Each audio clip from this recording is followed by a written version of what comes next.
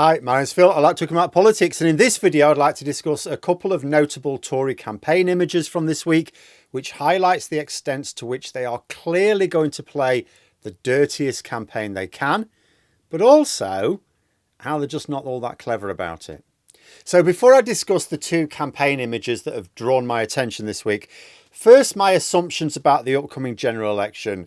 I have for a long time worked on the assumption that once the general election campaign begins properly, the professional Conservative campaign machine takes over.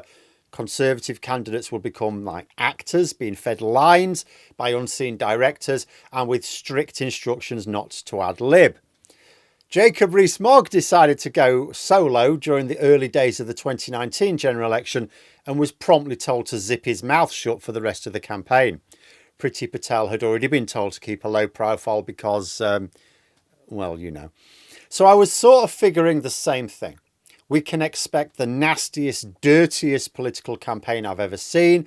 It will be slick and professional, with only the talking props like Rishi Sunak acting to tarnish an otherwise professional campaign. There will be a truce amongst Tories. The infighting will stop. The fake news sites, the fake fact-checking sites, the fake tactical voting sites are rolled out. The propaganda really begins. Won't be enough because the Tories are too far behind in the polls and do not seem likely to close the gap before they have to call the election. But you might expect some narrowing of the polls because the Tory campaign will probably be fairly effective, may even be more effective than Labour's, albeit much nastier. But now I'm not so sure. It will absolutely be much nastier. This first campaign image comes courtesy of the Tory London mayoral candidate, Susan Hall.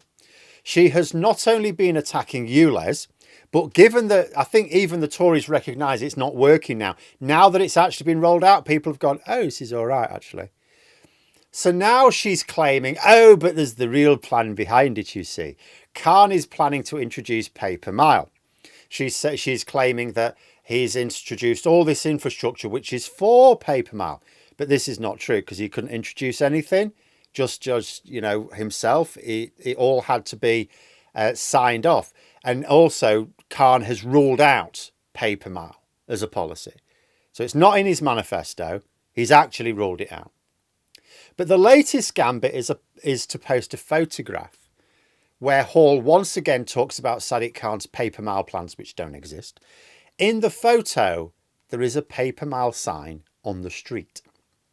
And it can't be said to be illustrative because the image is very realistic. You know, this is an image which is designed to look real and it's been manipulated for that purpose. And there are a couple of problems with this. The first is that Hall has talked about plans which don't exist as if they do.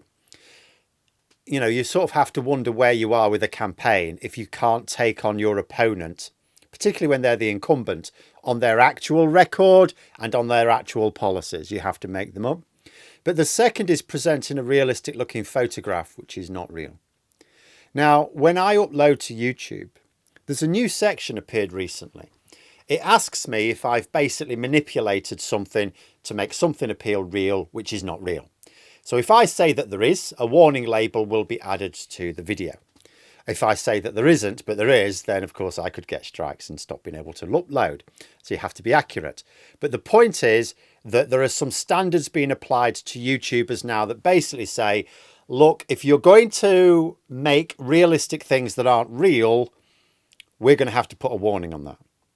And yet the Conservative candidate for a very important public office can post fake images designed to look real. This isn't like a cartoon or something or an obviously bad Photoshop, which you could then say, well, no one could think that's real, right? It was made to look real and it's making fake claims with seemingly no consequences. Now, as someone who talks to a camera and then uploads results to the internet, I am held to a higher standard than those who seek to run our country or large sections of our country. It's all really quite ominous and in line with my fears that the coming general election is going to be really very nasty. You can almost see them using the mayoral election in London as a test ground for what they can get away with.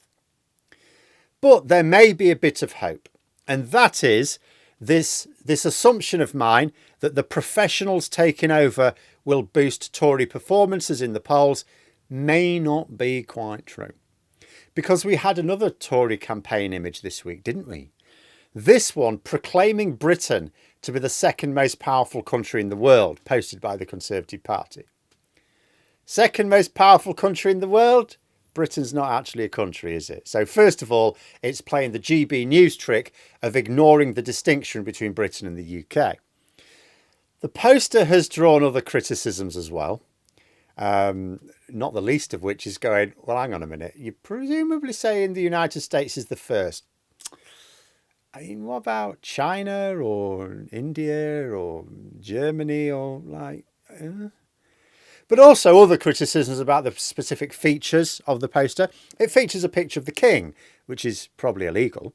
The monarchy is supposed to be kept out of politics, so featuring an image of him on a political poster, it's not just naughty. I gather it is actually against the law. It's also been criticised for featuring 14 people, all of whom are men. It's even been parodied by the British Dental Association. They amended the poster to read, Britain is the second most powerful country in the world and its citizens are pulling out their own teeth with pliers. But I think the biggest criticism of all is it's just a bit crap, isn't it? I mean, when even dentists are taking the piss, then you're onto a loser. And you have to ask yourself, not only who this poster is for, but who it's by. It's the sort of poster, if you imagined that Rishi Sunak was just banging something out of Microsoft Office and gave to CCHQ, here, put this out, it's blinding. You could get that, but I don't think that's what happened. Surely this was produced at CCHQ.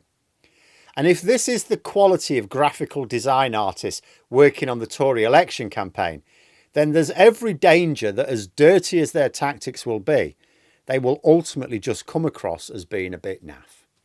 Because I get that the Tories will struggle in the polls right now.